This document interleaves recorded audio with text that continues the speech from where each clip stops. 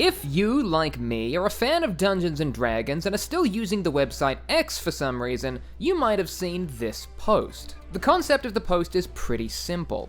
D&D mapmaker at Paths Peculiar posted a kick-ass dungeon map titled The Malign Marathon. This map has everything you'd expect from a dungeon. Tight corridors, hidden treasures, pits that can only certainly lead to instant death, and even at first glance you can see that this map was made with love and passion for the tabletop medium. It has an old school aesthetic that makes it look like it was ripped straight out of a classic campaign guide, and the map is even available to download for free on the artist's website, which I've linked below. You can tell that a lot of time and effort was put into the making of this map, so you can probably understand why artist Nicholas Wisted felt as though he was living in the worst possible timeline when his map was responded to with AI-generated slop that took less than a minute to produce. Now, I don't really care where you sit on the pro or anti-AI train, but if your response to something a real human being has put time and effort into creating is to say, hey, here's some slop that my plagiarism machine was able to produce in 60 seconds, that's trashy, and so are you. I could spend ages going through all the details why this map is dumb, unethical, not nearly the flex that the original poster thought it was, but that would be pointless. Anybody who needs to hear that wouldn't give a shit what I have to say, so I'm not gonna waste my breath trying to talk to them. Instead of going through why I think this map is bad, I think it's a far more productive use of my time to instead go through why I think this is a bad map. Creating homebrew content for D&D is as much of an art as it is a science. And while this generation might have some of the art stuff down pat, what with its shading and vaguely identifiable shapes. But all of that aside, if I was to be given this map and told to run a game of 5th edition Dungeons & Dragons with it, I would have a way harder time using the AI-generated schlop than I would an actual thing made by an actual guy. Also, being critical of stuff is the key to figuring out what works and what doesn't in any particular medium. However, criticizing somebody's work over the internet entirely unprompted is pretty much always a shitty thing to do. Fortunately for me, this map wasn't made by an actual person, so I can say it's garbage all I want, and nobody will get offended by it. I mean, if I need to be nice to robots to save myself in the eventual uprising, I think that boat has sailed for me.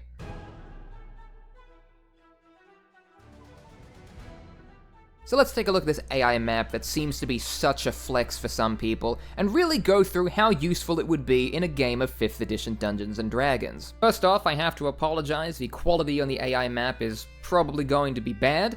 I mean, worse than the quality of AI-generated images normally, because I was unable to track down the original post because it has either been blocked, hidden, or deleted. So I'm just going off a Twitter screenshot here. I mean an X screenshot. I'm not still living in denial. So right off the bat, one of the biggest things I would probably say gets me about this map is that every single chamber has an astonishing lack of detail, which is surprising for an image that is so inherently detailed. Like, yes, I can see that the central chamber in the map is a vast open chamber with a finely detailed floor, but outside of that, it's kind of just a big empty room. And once you notice that this room is big and empty, you really start to notice how all the other rooms are, well, just as big and empty. For example, if I was to scroll to the chamber above it, I'm met with another circular chamber with a finely, intricately detailed mosaic floor, and not much else. This chamber over here seems to have some kind of inbuilt compass built into the floor, which is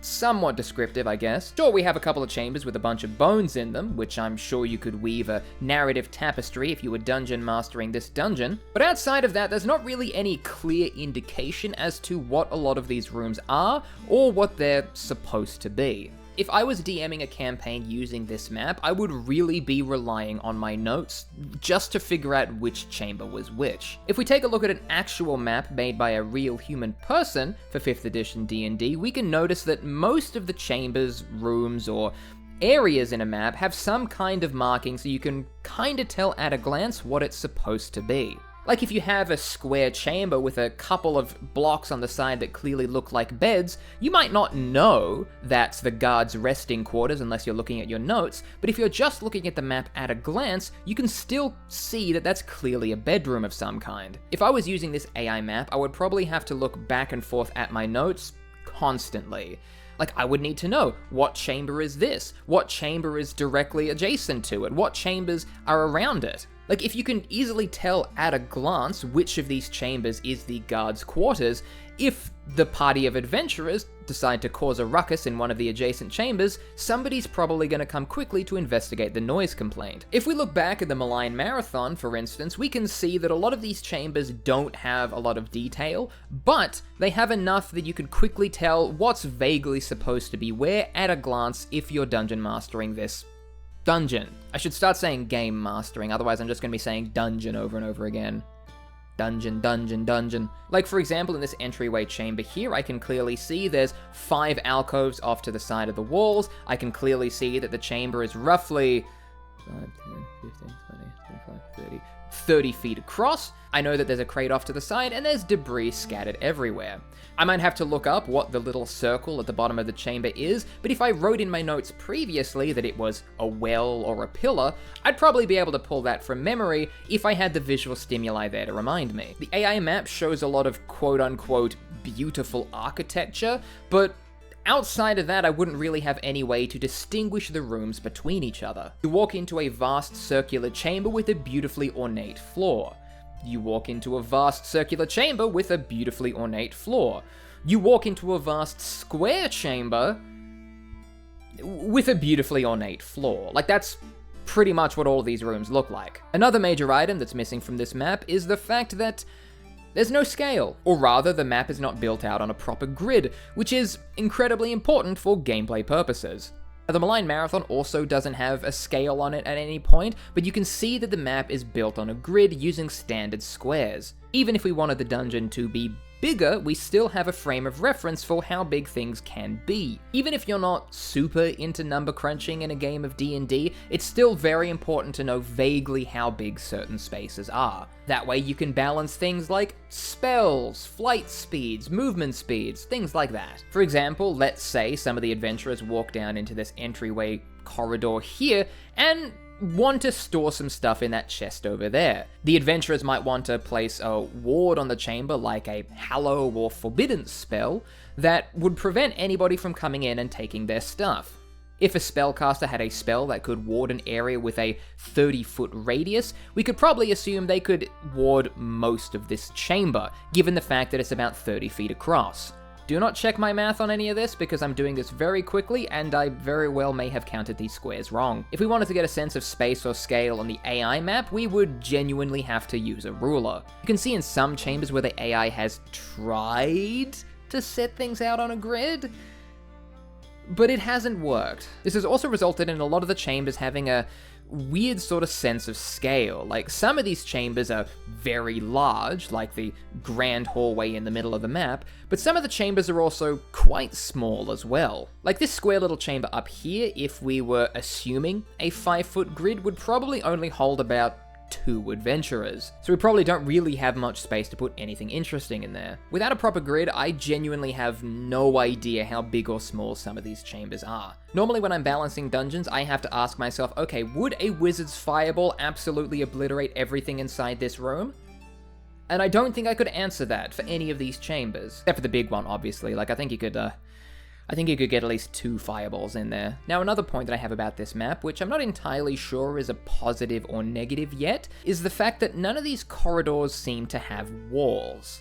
And a lot of these stone pathways seem to be elevated, which isn't necessarily a bad thing, but would still be a nightmare to adjudicate in a dungeon crawl. Now, there is a reason why a lot of dungeon crawls like to go for tight corridors, small chambers, and locking everything off behind doors. And that's because, fundamentally, it makes it an easier game to run. As a dungeon master, you are serving as the eyes of the player. Everything that you describe exists. Everything that you don't describe does not exist. If you walk into a tight dungeon chamber or have a really narrow corridor, that is a very easy thing to describe, and it is a very easy thing for your players to imagine. Let's take a look at this chamber with the grate here. Assuming that the party is coming up from below, from the south, rather. Once the players enter this chamber, they are essentially met with a rectangular chamber that is about 25 feet across, with a large open grate towards the left of the chamber.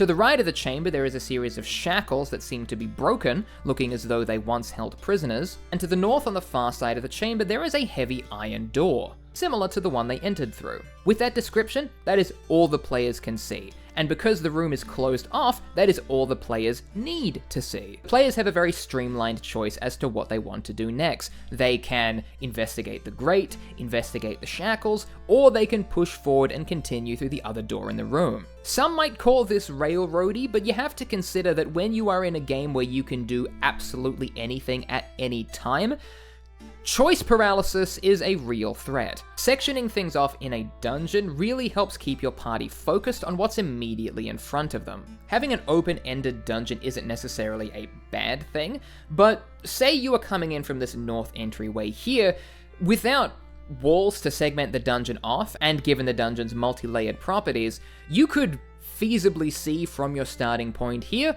all the way to the walled chamber in the center of the dungeon. Not only that, you would probably be able to see the threats and encounters in the other chambers on this level of the dungeon before even approaching them. Like, feasibly, the adventurers could look down over to the left and see into this lower section here. Now, if there was a specific encounter that maybe the party needed to see, if there was a treasure, if there was a monster, they would know of its existence well ahead of time. They wouldn't have the thrill of skulking through corridors and finding these things out for themselves.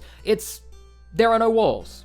They can just see everything. Alternatively, if you put a minotaur in that lower chamber, what's to stop people from just sitting up in this elevated walkway and shooting arrows down there like some kind of murder hole? Speaking of elevation, it is very unclear as to which of the tiles on this map are stairs and which are not. Like in this lower chamber over here, we can see that while it doesn't really look like these stairs are descending in any fashion, the lower chamber is definitely beneath the chambers that are above it, so we kind of get a sense of elevation there. But everywhere else, it's pretty much a gambit as to whether or not the party is walking on really wide, thin tiles, or whether they're going up or down. And now, I don't know if you've ever had to DM a campaign that has an Aarakocra in it before, but the height that things are at becomes very important then. We can also see that some of these stairs seem to go underneath various bits of structure, but they also don't reappear at any point. So not only am I, as the dungeon master, going to have to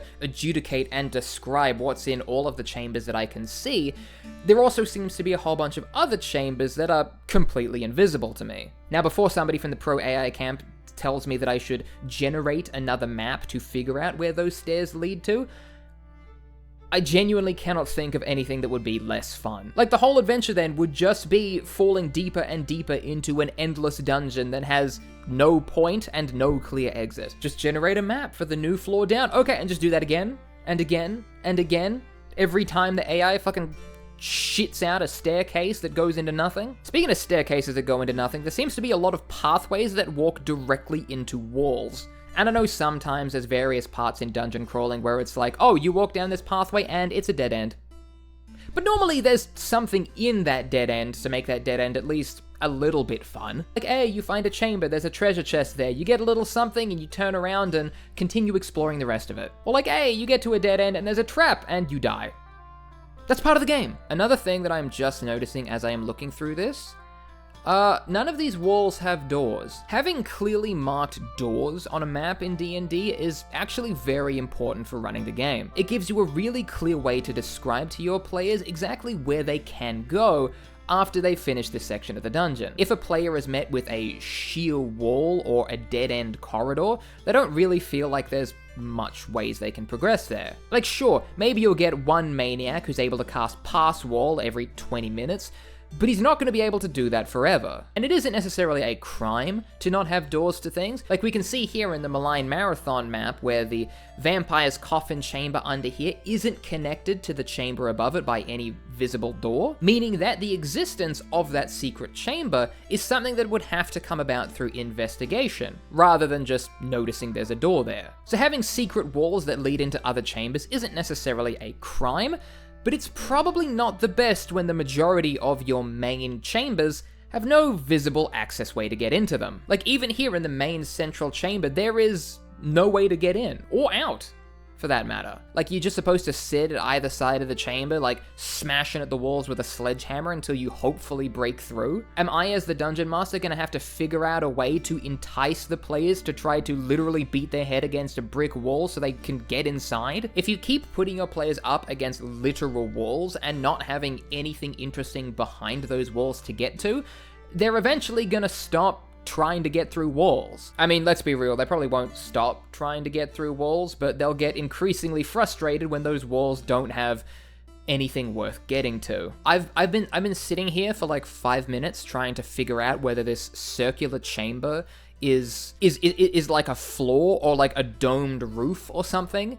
And I've been looking at it so long that I think I'm starting to hallucinate Bonnie from Five Nights at Freddy's. Again, not having doors to chambers drastically alters the visibility of the dungeon. Like this circular chamber over to the left here, you can clearly see into it via the corridor that leads up to it. Which means, as soon as the players round that corner, I'm not only going to have to describe the walkway leading up to it, but also what they can see into the chamber itself. When you give doors to players in a dungeon, you're essentially saying to them, hey, if you want to get to this next bit, you are going to have to commit to entering that area. If there are monsters behind the door, they don't know that until they open it. If there are traps behind that door, they don't know that until they open it. If they want to do a perception or investigation check on the door to maybe see what's behind it before getting into that room, that's still an active choice that they are making. They are solving problems based on that limited visibility. If they can just see into the chamber and notice that there's 4 crystal minotaurs in there that are obviously going to come alive and attack them, they might just go, no, we'll go over to this other chamber over here, which we can clearly see into because, again, there are no walls. Like, I've been looking at this for like 30 minutes now, and I am genuinely struggling to see which parts of these chambers are walls or floors. Like, it's all over the fucking place. The more I look, the more this becomes an MC Escher dungeon, which would be a great thing to run,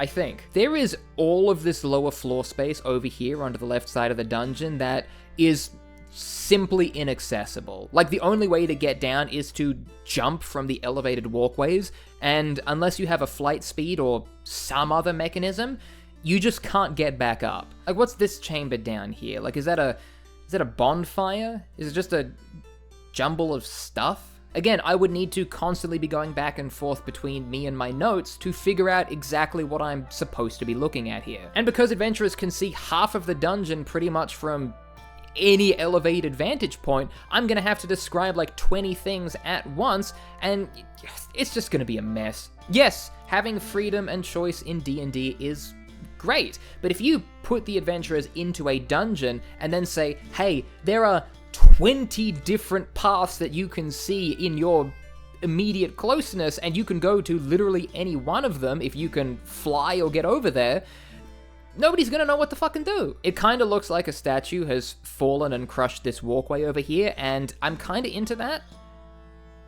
But it also kind of looks like the AI messed up drawing stairs again. Oh, god damn it. What is happening? How would anyone get to this left section over here? Like, I guess you would need to go on the floor and go up this staircase here, but that staircase also looks like it's going down underneath the main central chamber. Like, I have no idea how I would describe that. As you skulk through the lower sections of the dungeon, you see a staircase that rises to your left and goes up to an elevated floor, but continues going down to your right. But at no point does it remain level with the floor that you see. It just sort of goes up and down either way, and you have like one step that's level with the ground that you can choose to go either up or down on. Like, what? Is that a spiral staircase going into a lower floor, or is that the embryo of a stone golem of some kind? Is this a giant's tomb or a golem's birthing pit? I don't know. Like, I put myself in the headspace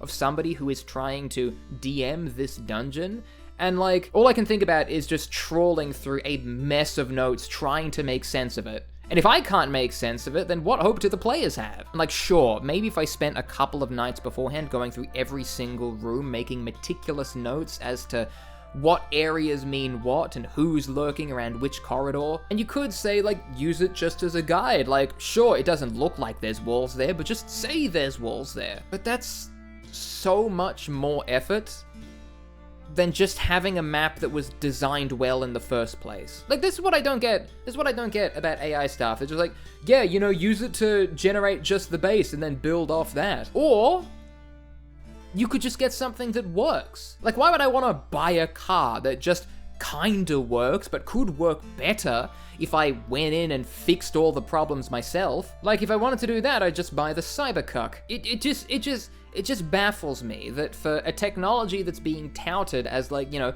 the one-stop shop where you just press a button and it does everything for you, like, all I can see when I look at this is just how much work I would need to do in order to make it playable in the game. Like, if I was to instead look at an actual map made by an actual person, I can reasonably see, like, okay, if the adventurers are here, they can go this way or this way. I know that these are the things I need to describe. If there's traps in there, I'm more likely to remember that because the rooms are so distinguishable even at a glance. And looking at this map just makes me excited to play the game. Like, the person who made this, who again is linked in the description, was obviously very excited and passionate enough to make this map themselves.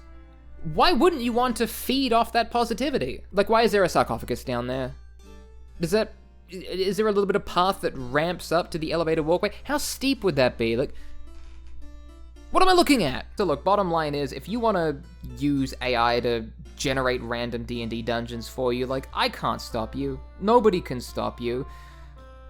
But why would you want to? That's my question. Like, is it really easier just automatically generating a dungeon map and then having to figure out what the hell's going on? Like, why wouldn't you want to find an actually designed map made by somebody who genuinely cares about the game? A map that's had thought put into where everything is, or where traps are located, or how it would feel to actually run a game using the map. It just baffles me, you know? And I already know that AI people are gonna come into this and say, like, well, clearly you're not very imaginative if you need a fucking map spelled out to you to do anything. But all I want is to play games that are good, you know?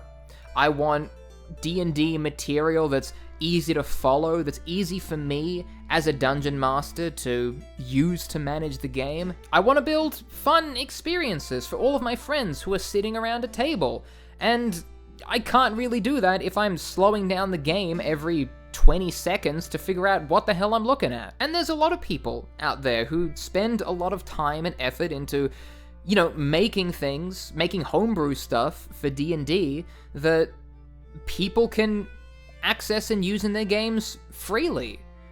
So, like, making the choice to not take any of that is, like, that's insane. And I'm not just saying this because I make my own homebrew stuff too, which you can find at artofthecatedition.io. But, like, you know, when I look at the map that has actually been created by somebody who has put thought and care into the design of the artwork that they're making, that gets me excited. You know, that gets me enthusiastic. It gets me pumped to play a game of Dungeons and Dragons. It makes me want to make maps of my own. When I look at this AI stuff, it just bums me out, man. Like, it's soulless. Like, there's no thought about where the treasure would be, where the traps are. There's just one big chamber in the middle of it that you probably put a boss fight in there or something, and then just a bunch of random stuff that you need to populate to fill the time. And, like, you're not trying to fill the time when you play D&D. You want to have a fucking adventure with all your friends. If there's any takeaway from this, it's that good homebrew content for D&D is out there. Like, if you want to find a dungeon map to run with all of your friends, you can search for that. And not only will you find maps that have been designed by actual people, you are more than likely to find maps that also have notes, that also have descriptions, that also have planned out where the traps and treasures are going to be. And that's the stuff that you don't get with AI generated slop. Like, it's all random. It's a chimera of pixels that are vaguely assembled into a rough shape that a map might look like. And being able to use it in any technical sense in the game is going to require so much legwork from you that it's like, why would you bother? Like, if you want something that looks visually flashy, then just look at any number of the official D&D maps that they've made. Like, you can find those out there for free as well. I mean, not legally, but you can find them. Anyway, the bottom line is that if you want to go ahead and use this weird Frankenstein MC Escher kind of map, like, go ahead. I'm not gonna stop you. Like, between you, the guy who's using computer-generated gibberish, or me, the guy who actually wants to put thought and meaning behind the maps and D&D adventures that he creates, who's gonna have the more fun time? That's my question. So anyway, check out Past Peculiar. I'm gonna link their original map in the description below, and go look at more maps. Go look at more homebrew stuff. I have some on my itch.io. Countless other people have made all kinds of homebrew, and like, just know that there is a world of adventure and creativity out there in the world of Dungeons and Dragons that is so accessible and so easy to get into. Yeah,